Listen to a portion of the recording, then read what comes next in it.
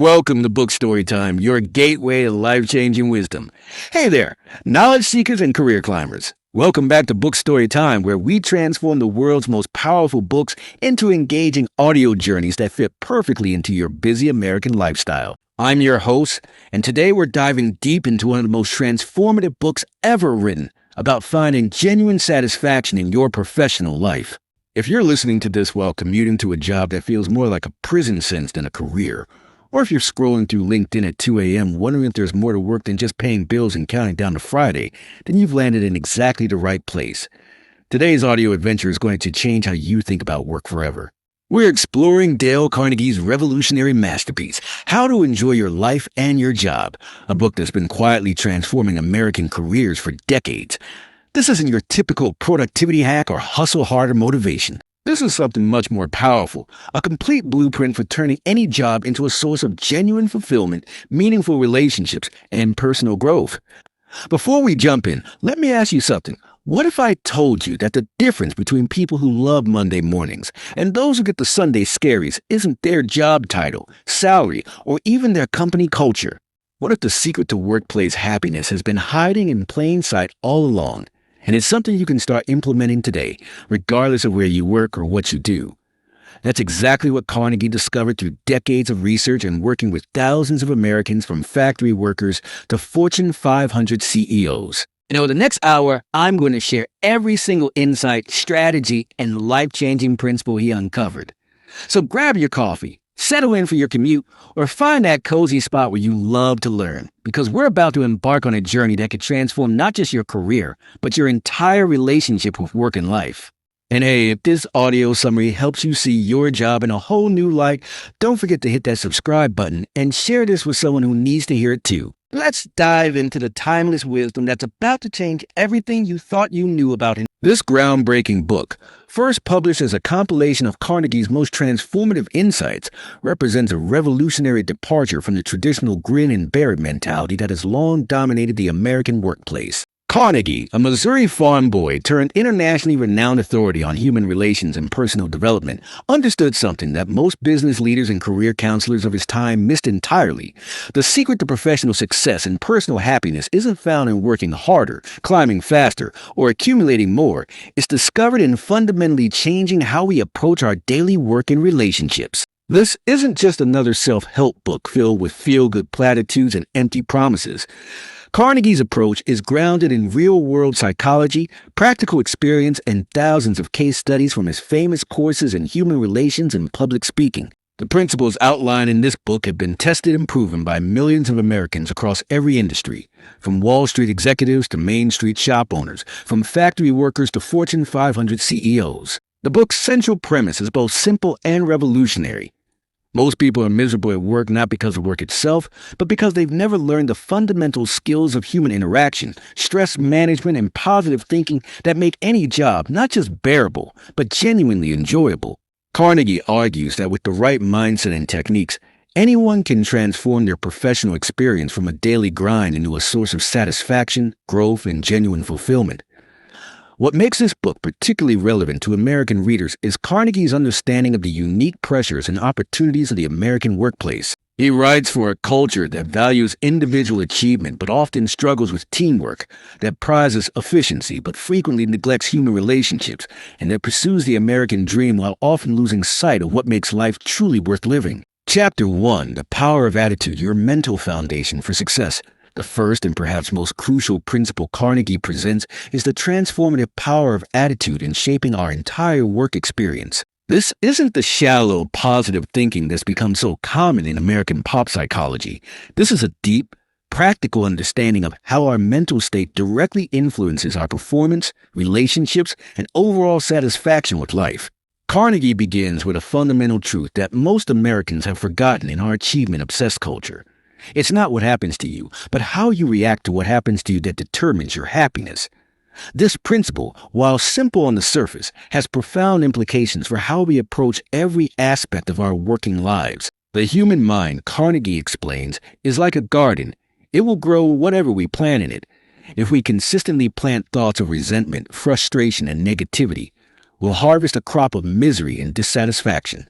But if we deliberately cultivate thoughts of appreciation, opportunity, and growth, we'll reap the benefits of increased energy, better relationships, and genuine job satisfaction. This isn't just philosophical speculation. Carnegie backs up his claims with concrete examples from American business and psychology. He cites studies showing that employees with positive attitudes consistently outperform their negative counterparts, not just in job satisfaction surveys, but in measurable outcomes like productivity, promotion rates, and even physical health. One of the most powerful examples Carnegie shares involves a telephone operator in Chicago who transformed her entire career simply by changing her attitude toward difficult customers. Instead of viewing angry callers as problems to be endured, she began seeing them as puzzles to be solved, people in distress who needed her help. This simple shift in perspective not only made her work more enjoyable, but also led to commendations from supervisors and eventually a promotion to a management position. The practical application of this principle begins with what Carnegie calls mental hygiene, the daily practice of cleaning negative thoughts from our minds just as we clean dirt from our bodies. This involves several specific techniques. The daily gratitude inventory. Every morning, before diving into the day's challenges, take 5 minutes to mentally list 3 things about your job that you genuinely appreciate. This might be the steady paycheck, the skills you're developing, the people you're helping, or simply the fact that you have work when others don't. This practice rewires your brain to notice positives rather than dwelling on negatives. The reframing technique. When faced with a frustrating situation at work, ask yourself, how can I view this differently? What opportunity might be hidden in this challenge? What can I learn from this experience? Carnegie provides numerous examples of successful Americans who use this technique to turn setbacks into comebacks. The energy management principle. Carnegie discovered that our emotional state directly affects our physical energy levels. Negative emotions like anger, resentment, and worry literally drain our energy reserves, while positive emotions like enthusiasm, appreciation, and curiosity actually increase our vitality. This means that maintaining a positive attitude isn't just good for morale, it's essential for peak performance. The chapter also addresses the common American misconception that positive thinking means ignoring problems or pretending everything is fine when it isn't. Carnegie makes it clear that genuine optimism involves acknowledging challenges while maintaining confidence in your ability to handle them. It's about being a realistic optimist rather than a naive Pollyanna. Carnegie emphasizes that developing a positive attitude is a skill that can be learned and strengthened through practice, just like any other professional competency. He provides specific exercises for building what he calls mental muscle, the ability to maintain perspective and enthusiasm even under pressure. The business case for positive attitude is compelling. Companies consistently find that employees with positive attitudes are more creative problem solvers, better team players, more resilient in the face of change, and significantly more likely to be promoted into leadership positions. In short, a positive attitude isn't just nice to have, it's essential for career advancement in the competitive American marketplace. Chapter 2. Building relationships that transform your work experience. No one succeeds alone in American business, and Carnegie understood this truth long before networking became a buzzword in corporate America. The second major principle of enjoying your life and work centers on developing genuine, mutually beneficial relationships with colleagues, supervisors, customers, and everyone else you encounter in your professional life. But Carnegie's approach to relationship building goes far deeper than the surface-level schmoozing that passes for networking in many American workplaces. He advocates for what he calls genuine interest, a sincere curiosity about and concern for other people that creates the foundation for all meaningful professional relationships. The cornerstone of Carnegie's relationship philosophy is appreciation, not flattery, not manipulation, but honest recognition of the value that other people bring to your work and life. Americans, Carnegie observed, are starved for genuine appreciation. We live in a culture that's quick to criticize and slow to praise, where pointing out problems is seen as more professional than acknowledging successes. This creates an enormous opportunity for anyone willing to buck this trend. Carnegie shares the story of a manager in Detroit who transformed a failing department simply by implementing what he called the appreciation revolution. And instead of focusing on what his employees were doing wrong, he began publicly recognizing what they were doing right. The results were immediate and dramatic. Productivity increased, absenteeism dropped, and employee satisfaction scores soared. The key to effective appreciation, Carnegie explains, is specificity and sincerity. Generic praise like "good job" or "keep up the good work" has little impact because it doesn't demonstrate real attention or understanding. But specific recognition like, I noticed how patiently you handled that difficult customer call and the way you solved her problem probably saved us a valuable account, shows that you're paying attention and that you understand the real value of their contribution.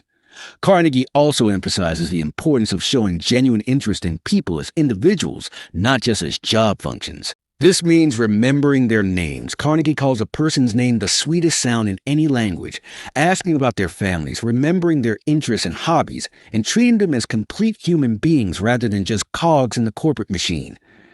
One of the most powerful relationship-building techniques Carnegie describes is what he calls the listening advantage.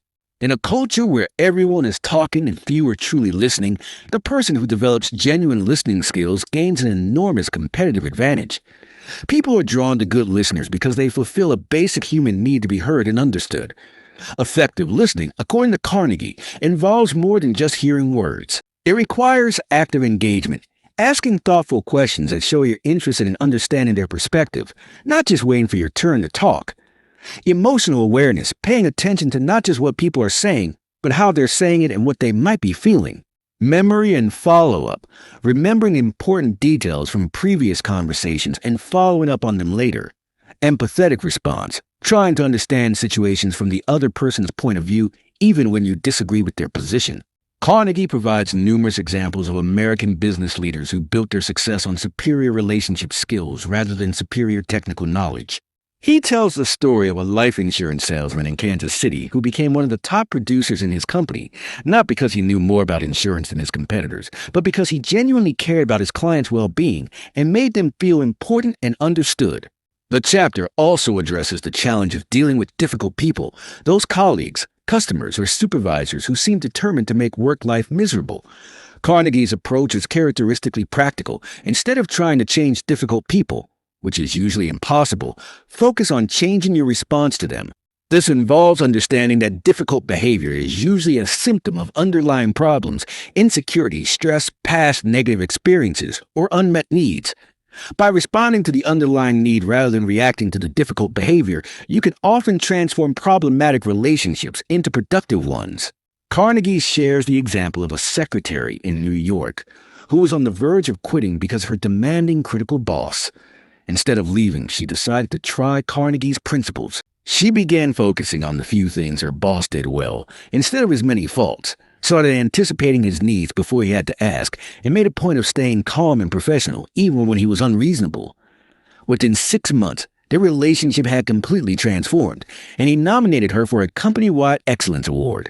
The business benefits of strong workplace relationships are substantial. Teams with good interpersonal dynamics are more productive, more innovative, and more resilient. Individual employees with strong relationship skills are more likely to be promoted, more likely to receive choice assignments, and significantly more likely to enjoy their work. Chapter 3. Mastering Stress and Time, the American Professional's Greatest Challenge. Perhaps no aspect of American work life has deteriorated more dramatically in recent decades than our relationship with stress and time.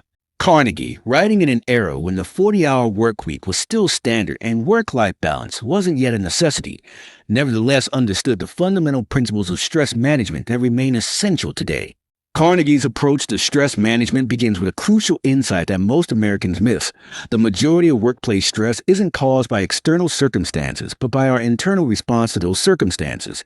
This means that we have far more control over our stress levels than we typically realize. The first step in managing stress effectively is understanding its root causes.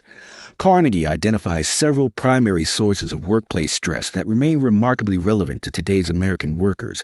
Unclear priorities. When we try to do everything at once, we accomplish nothing well and stress ourselves out in the process. Carnegie advocates for what he calls the power of the one thing, identifying the single most important task at any given moment and focusing on it completely. Perfectionism. The American drive for excellence often becomes counterproductive perfectionism that creates unnecessary stress and delays important work. Carnegie teaches the principle of good enough for now, doing work to an appropriate standard rather than an impossible one. Worry about future events. Most of the things we worry about never happen, and worrying about them serves no useful purpose except to drain our energy and impair our performance. Carnegie provides specific techniques for managing worry and anxiety. resentment about past events, holding on to anger and resentment about past workplace conflicts or disappointments, only hurts ourselves and impairs our ability to perform effectively in the present. Carnegie's stress management system centers on what he calls the day-tight compartment principle, borrowed from the nautical practice of sealing off damaged sections of a ship to prevent sinking. The idea is to mentally compartmentalize our lives, focusing fully on the present day and present task rather than being overwhelmed by everything that needs to be done eventually. This involves several practical techniques. The daily planning session, every morning before beginning work, take 10 to 15 minutes to identify the 3 most important tasks for that day. Write them down, prioritize them, and commit to completing them before moving on to less important activities. The worry period. Instead of worrying sporadically throughout the day, schedule a specific 15-minute worry period where you consciously think through your concerns and either take action to address them or consciously let them go. The energy management system. Rather than trying to manage time, which is fixed, focus on managing your energy levels. This means scheduling your most important work during your peak energy hours, taking regular breaks to recharge, and protecting your energy from unnecessary drains. Carnegie also addresses the particularly American tendency to equate busyness with importance and productivity. He points out that many of the most successful people he studied were actually less busy than their struggling counterparts because they focused their energy on high-impact activities rather than trying to do everything. The chapter includes practical advice on dealing with interruptions, one of the biggest sources of stress and inefficiency in American workplaces. Carnegie recommends setting specific times for checking email and taking phone calls rather than allowing these activities to interrupt focused work throughout the day. Time management in Carnegie's view is really about energy management and priority management. He shares the example of a department manager in Cleveland who was working 60-hour weeks and still falling behind on important projects. By applying Carnegie's principles, focusing on the most important tasks first, delegating appropriately, and protecting his energy, he was able to reduce his work week to 45 hours while actually increasing his department's productivity. Carnegie's approach to delegation is particularly relevant for American managers who often struggle with letting go of control. He emphasizes that effective delegation isn't about dumping unwanted tasks on subordinates, but about developing their skills and giving them opportunities to grow while freeing yourself to focus on higher-level responsibilities. The stress management principles Carnegie outlines aren't just about individual productivity. They're about creating a sustainable approach to work that allows for long-term success rather than short-term burnout. He frequently cites examples of American business leaders who built lasting success by managing their energy and stress effectively rather than trying to outwork their competition through sheer effort. Chapter 4. Finding Meaning and Purpose in Your Daily Work. One of the most profound insights Carnegie offers is that job satisfaction doesn't depend primarily on what you do for work, but on how you think about what you do. This principle is particularly relevant for American workers, many of whom feel trapped in jobs that seem meaningless or unfulfilling. Carnegie challenges the common American assumption that meaningful work must be inherently noble or socially significant. He argues instead that any job can become meaningful when approached with the right mindset and understanding of its broader purpose and impact. The key is developing what Carnegie calls the service perspective, seeing your work not just as a way to earn money, but as a way to serve others and contribute to something larger than yourself. This doesn't require changing jobs. It requires changing how you think about your current job. Carnegie shares the story of a janitor at a large manufacturing plant in Pittsburgh who transformed his entire work experience by adopting the service perspective. Instead of seeing himself as just a janitor, he began thinking of himself as a guardian of the working environment, someone whose efforts contributed to the safety, health, and productivity of hundreds of workers. This shift in perspective didn't change his daily tasks, but it completely changed his attitude toward those tasks and his sense of pride in his work. This principle applies equally to executives and entry-level employees. Carnegie describes a vice president at a major corporation who was feeling burnout and questioning the value of his work. By focusing on how his department's efforts improved the lives of the company's customers and provided employment for thousands of people, he rediscovered a sense of purpose that reinvigorated his career. Finding meaning in work also involves what Carnegie calls the growth mindset, approaching your job as an opportunity for continuous learning and personal development rather than just a series of tasks to be completed. This means actively seeking out new challenges, volunteering for projects that will stretch your skills, and viewing mistakes as learning opportunities rather than failures. Carnegie emphasizes that personal growth is often more important than external advancement for long-term job satisfaction. He cites numerous examples of American workers who found greater fulfillment by focusing on becoming better at what they did rather than constantly trying to move up to different positions. The chapter also addresses the challenge of dealing with work that seems repetitive or routine. Carnegie's solution is what he calls the excellence principle, finding ways to perform even mundane tasks with greater skill, efficiency, or creativity. This might involve setting personal challenges, finding small improvements to suggest, or simply taking pride in doing routine work exceptionally well. Carnegie tells the story of a file clerk in a law firm who was bored with her repetitive tasks until she began thinking of herself as the guardian of critical information that lawyers need to serve their clients effectively. She started organizing files more efficiently, creating better indexing systems, and anticipating what information would be needed for upcoming cases. Her initiative not only made her work more interesting, but led to a promotion to a paralegal position. Another key element of finding meaning in work is understanding your role in the larger organizational mission. Carnegie recommends that every worker take time to understand how their specific job contributes to their company's overall goals and how those goals serve the broader community. This big picture perspective can transform even the most routine tasks. A telephone operator becomes a communication facilitator, helping people connect. A bookkeeper becomes a financial steward, helping ensure the organization's resources are used effectively. A maintenance worker becomes a safety guardian, ensuring that facilities remain functional and secure. Carnegie also addresses the importance of setting personal goals that go beyond just completing assigned tasks. These might be skill development goals, learning new software, mastering new techniques, relationship goals, building better connections with colleagues or customers, or efficiency goals, finding ways to do your work more effectively. The key is making these goals meaningful to you personally, not just professionally. Carnegie emphasizes that the most satisfied workers are those who find ways to align their personal values and interests with their professional responsibilities. The chapter concludes with practical exercises for discovering meaning in any job. The impact exercise: write down all the ways your work positively affects other people, your organization, and your community. The learning audit: identify all the skills, knowledge, and experiences you've gained from your current job and how these prepare you for future opportunities. The excellence challenge: choose one aspect of your job and commit to becoming exceptionally good at it, not for external recognition, but for personal satisfaction. The service statement: write a personal mission statement that describes how your work serves others and contributes to something larger than yourself.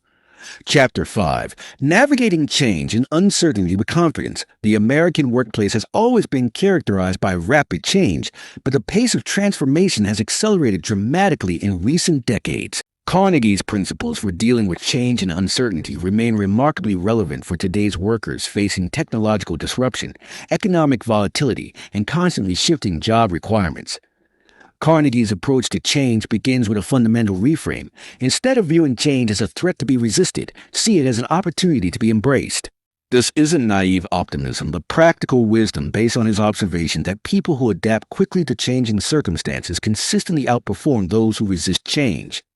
The key is developing what Carnegie calls change resilience, the mental and emotional skills needed to not just survive change, but to thrive in changing environments. This involves several core competencies: emotional regulation, the ability to manage the anxiety, fear, and frustration that naturally accompany significant changes in our work environment; rapid learning, the capacity to quickly acquire new skills, knowledge, and ways of working as circumstances require; opportunity recognition, the skill of spotting potential advantages and possibilities in changing situations rather than just focusing on problems and losses; adaptive planning, the ability to adjust goals and strategies as circumstances change rather than rigidly sticking to plans that no longer fit the situation.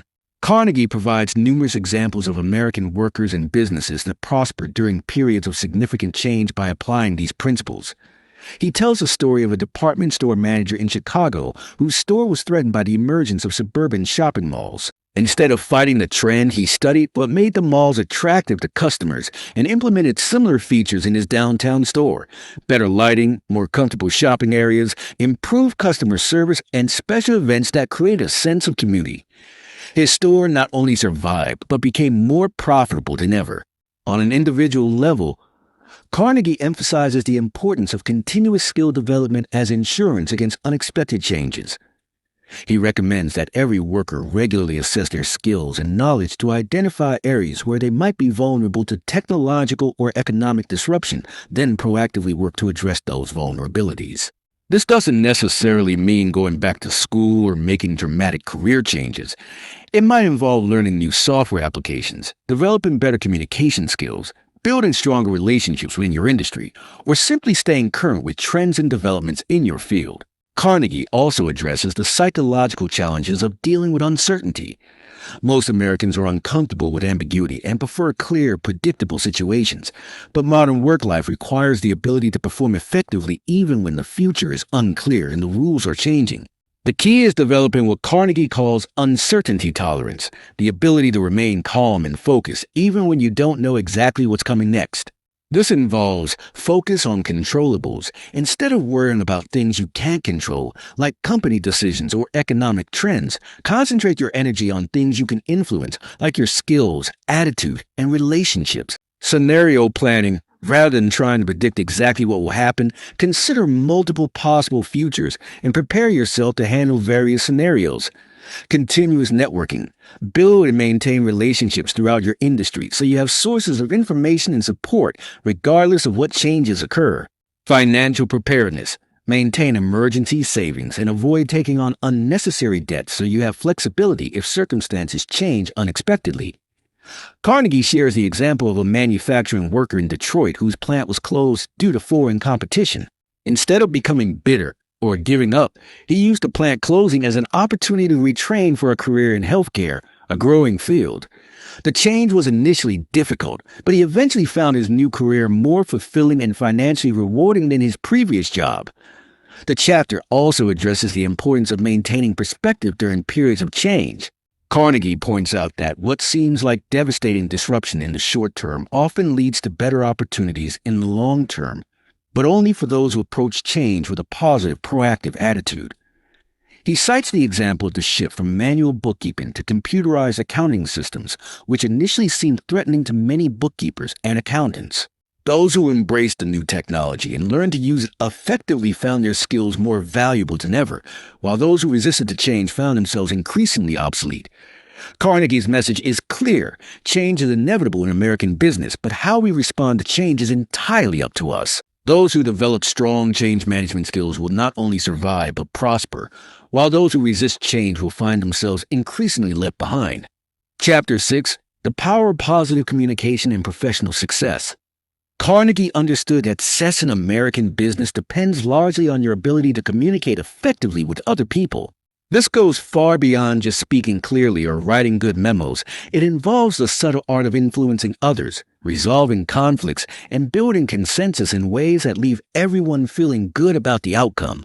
The foundation of Carnegie's communication philosophy is what he calls the appreciation approach. Beginning every interaction from a position of genuine respect for the other person and sincere interest in their perspective. This is particularly important in American business culture, where direct confrontation and aggressive negotiation are often mistaken for effective communication. Carnegie demonstrates that you can be far more persuasive by appealing to people's higher motivations rather than trying to pressure or manipulate them. This involves understanding what people really want, which is often recognition, respect, and a sense of importance, and finding ways to fulfill those needs while also achieving your own objectives. One of Carnegie's most powerful communication techniques is what he calls the yes ladder. Structuring conversation so that the other person agrees with a series of small points before you introduce your main request.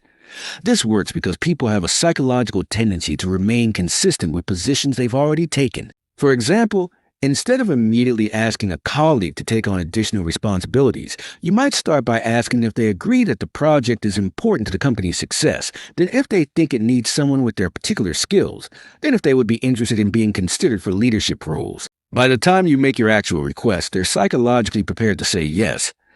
Carnegie also emphasizes the importance of what he calls emotional intelligence in communication, paying attention to not just what people are saying, but how they're feeling and adjusting your approach accordingly.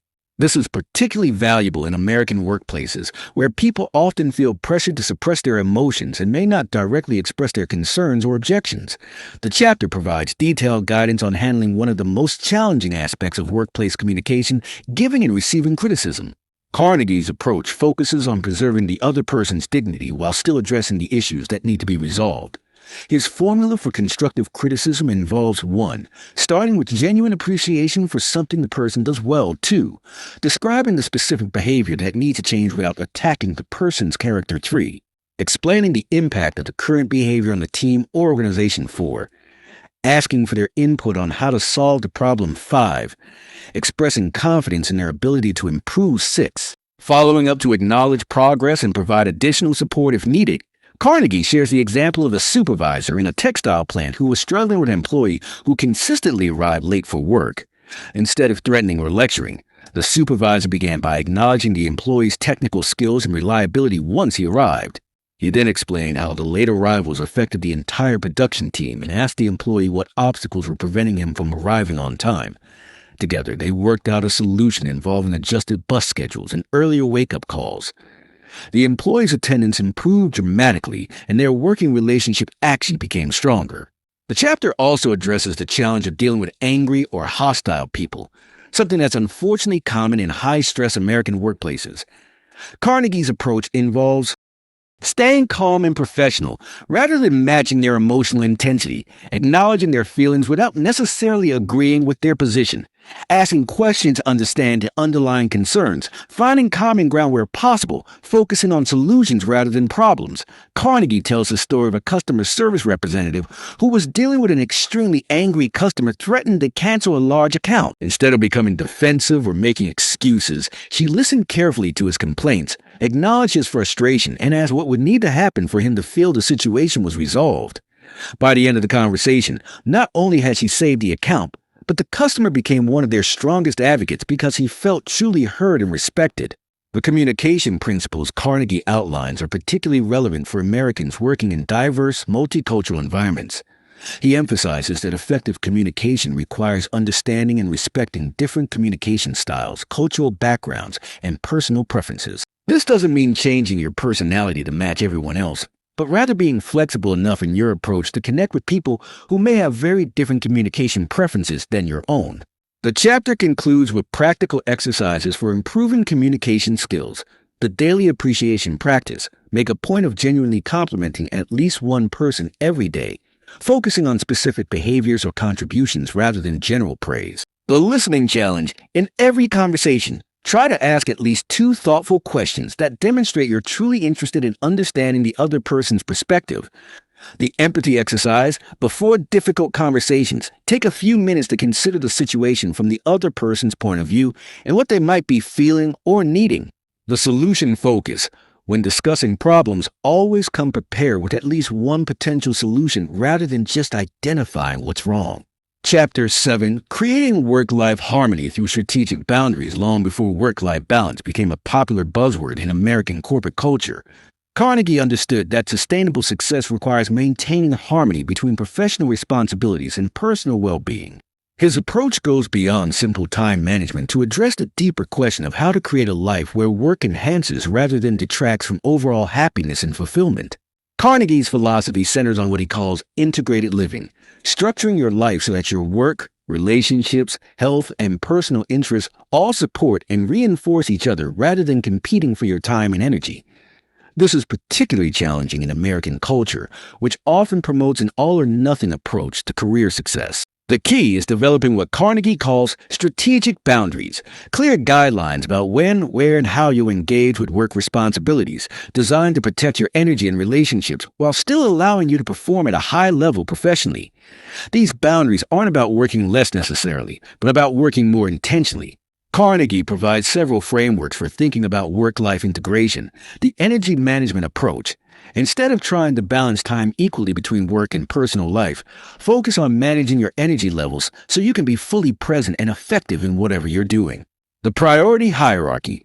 Establish clear priorities about what matters most in both your professional and personal life, and use these priorities to guide decisions about how to spend your time and energy. The seasonal perspective. Recognize that there will be periods when work demands more attention and periods when personal life takes precedence, and plan accordingly rather than trying to maintain perfect balance every day. The integration strategy: look for ways to combine work and personal activities when possible, such as building friendships with colleagues, involving family members in work-related social events, or finding work that aligns with your personal values and interests. Carnegie emphasizes that effective work-life harmony requires being proactive rather than reactive. This means regularly assessing your priorities, setting clear boundaries, and making conscious choices about how to spend your time rather than just responding to whatever demands are most urgent or loudest. The chapter includes practical strategies for managing some of the most common work-life conflicts American workers face: the overtime trap, how to handle requests for additional work hours without damaging your career prospects or your personal relationships, the technology boundary, establishing clear rules about when and how you'll respond to work-related communications outside of normal business hours. The travel challenge: maintaining personal relationships and responsibilities when work requires significant travel or relocation. The career versus family dilemma: making decisions about career advancement opportunities that might conflict with family responsibilities or personal preferences. Carnegie's approach to these challenges is characteristically practical and focused on finding solutions that work for your specific situation rather than following rigid rules that might not fit your circumstances. He shares the example of a sales manager in Los Angeles who was struggling to maintain his marriage while meeting the demands of a high-pressure job that required extensive travel. Instead of choosing between his career and his family, he worked with his wife to develop a system where he could maintain his professional performance while also being present for the most important family events and responsibilities. This involved careful scheduling, clear communication with his employer about his priorities, and creative use of technology to stay connected with his family while traveling.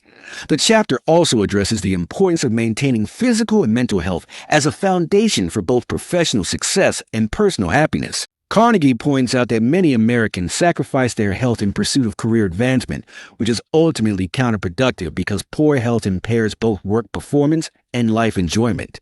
His health maintenance system includes regular exercise, not as a luxury or hobby, but as an essential professional tool for maintaining energy, managing stress, and thinking clearly. Adequate sleep: recognizing that sleep deprivation impairs judgment, creativity, and interpersonal skills in ways that ultimately hurt career performance. Stress management: developing reliable techniques for managing work-related stress so it doesn't carry over into personal life. Social connection: maintaining friendships and family relationships that provide emotional support and perspective on work challenges. Carnegie also discusses the importance of maintaining interests and activities outside of work, not just for personal fulfillment, but as a way to develop skills and perspectives that can enhance professional performance. He cites numerous examples of American business leaders whose hobbies, volunteer work, or personal interests contributed to their professional success in unexpected ways. The chapter concludes with a framework for regularly assessing and adjusting your work-life integration. Monthly priority review: evaluate whether your time and energy allocation over the past month reflected your stated priorities. Quarterly boundary assessment: review your boundaries and rules to see if they're still serving you well or need adjustment. Annual life design session: take time once a year to step back and consider whether your overall life structure is moving you towards your long-term goals for both career and personal fulfillment. Chapter 8: Building Resilience and Mental Strength for Long-Term Success. Carnegie understood that success in American business requires more than just technical skills and positive attitudes. It demands mental resilience and emotional strength to handle the inevitable setbacks, disappointments, and challenges that every career contains. This chapter focuses on developing what he calls psychological capital, the inner resources needed to persevere through difficult times and come back stronger. The foundation of resilience, according to Carnegie, is what he calls the long view, the ability to maintain perspective during short-term difficulties by keeping your attention focused on long-term goals and values. This is particularly important in American culture, which often emphasizes immediate results and can make temporary setbacks feel like permanent failures. Carnegie's resilience building system includes several key components: emotional regulation skills, the ability to manage your emotional responses to challenging situations so you can think clearly and make good decisions even under pressure. Cognitive flexibility, the capacity to consider multiple perspectives on difficult situations and find creative solutions to complex problems. Social support networks, strong relationships that provide encouragement, advice, and practical help during challenging times. Purpose and meaning, a clear sense of why your work matters and how it fits into your larger life goals and values. Self-care practices, regular activities that restore your energy and maintain your physical and mental health.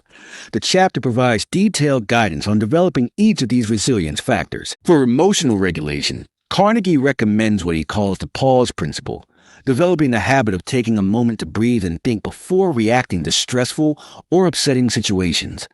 This simple practice can prevent many workplace conflicts and help you respond more effectively to challenges. Carnegie also emphasizes the importance of what psychologists now call growth mindset, the belief that abilities and intelligence can be developed through effort and learning rather than being fixed traits. This perspective helps people bounce back from failures and setbacks because they see them as opportunities to learn and improve rather than evidence of personal inadequacy. The chapter includes numerous examples of American business leaders who demonstrated exceptional resilience in the face of major setbacks. Carnegie tells the story of a department store owner whose business was nearly destroyed by a fire, but who used the rebuilding process as an opportunity to create a better, more modern store that eventually became more successful than the original. Another key element of resilience is what Carnegie calls adversity preparation, mentally and practically preparing for potential challenges before they occur. This isn't pessimistic thinking, but realistic planning that helps you respond more effectively when difficulties arise. This preparation includes scenario planning, thinking through how you would handle various potential challenges in your career or workplace. Skill development, continuously building new capabilities that give you more options when circumstances change. Financial preparedness, maintaining emergency savings and avoiding unnecessary debt so you have flexibility during difficult times. Relationship building, developing a strong professional network that can provide support and opportunities during career transitions. Carnegie also addresses the challenge of maintaining resilience in toxic work environments, situations where the organizational culture, management practices, or interpersonal dynamics create ongoing stress and negativity. His approach involves protecting your own mental health while working to improve the situation where possible and knowing when it's time to move on to a healthier environment. The chapter provides specific strategies for dealing with common workplace stressors, difficult supervisors, how to maintain your professionalism and performance while protecting yourself from unreasonable or abusive management, workplace conflict, techniques for resolving interpersonal conflicts constructively while avoiding getting drawn into destructive office politics, job insecurity, managing the stress and uncertainty that comes with economic downturns, company restructuring, or industry disruption, burnout prevention, recognizing the early signs of burnout and taking proactive steps to restore your energy and enthusiasm. Carnegie emphasizes that resilience isn't just about surviving difficult times. It's about using challenges as opportunities to develop greater strength, wisdom, and effectiveness. He provides numerous examples of people whose careers were actually enhanced by how well they handled major setbacks or disappointments. The chapter concludes with a comprehensive resilience building program that includes daily practices for emotional regulation, weekly activities for stress management, monthly assessments of your support systems, and annual reviews of your overall resilience and coping strategies. Conclusion. Creating your personal success system. As we reach the conclusion of this comprehensive exploration of Dale Carnegie's timeless principles for enjoying your life and work, it's important to remember that knowledge without application is merely entertainment. The real value of these insights comes from implementing them consistently in your daily work life until they become natural habits that transform your professional experience. Carnegie's approach isn't about quick fixes or overnight transformations. Instead, it's about making small, consistent changes in how you think, communicate, and behave at work that compound over time to create dramatic improvements in your job satisfaction, relationships, and career success. The key to successful implementation is what Carnegie calls the system approach, integrating these principles into a coherent personal success system rather than trying to apply them randomly or sporadically. This involves daily practices, small daily habits that reinforce positive attitudes, strong relationships, and effective stress management. Weekly reviews, regular assessment of how you're applying these principles and what adjustments might be needed. Monthly goals, specific objectives for implementing new aspects of Carnegie's system or strengthening areas where you need improvement. Annual planning, long-term strategy for building the career and life satisfaction you want based on these fundamental principles. The most important thing to remember is that these principles work for anyone willing to apply them consistently, regardless of their current job, industry, or career level. Carnegie's insights are based on fundamental aspects of human psychology and social interaction that don't change with technology, economic conditions, or organizational structures. Whether you're just starting your career, in the middle of a career transition, or looking to find new satisfaction in a long-held position, the principles outlined in how to enjoy your life and your job provide a reliable foundation for building the professional life you want. The choice is yours. You can continue to approach work as something to be endured until retirement, or you can begin today to implement the attitudes, behaviors, and strategies that will transform your job into a source of genuine satisfaction, growth, and contribution to others. Carnegie's message is ultimately one of hope and empowerment. No matter what your current circumstances, you have the power to change your experience of work and life by changing how you think and act. The principles are simple, proven, and available to anyone willing to apply them. The question is whether these principles work. Decades of success stories prove that they do. The question is whether you'll commit to implementing them in your own life and work. Your future job satisfaction, career success, and personal happiness depend on the answer you give to that question. As Carnegie himself would say, the time to begin is now. Your new approach to enjoying your life and work starts with your very next interaction, your very next task, your very next choice about how to think and behave. Make it count. I'm the first transformative books ever written about finding genuine satisfaction in your work and life. If you've been listening for the past hour, you now have access to the same principles that have helped millions of Americans transform their careers from sources of stress into sources of joy and fulfillment. But here's the thing, and this is where Book Story Time gets real with you. Everything we've just covered is worthless unless you actually start implementing it. I know. That sounds harsh, but it's the truth that most other summary channels won't tell you. You can listen to 1,000 book summaries, but until you take action on what you've learned, nothing changes. Subscribe. Book Story Time.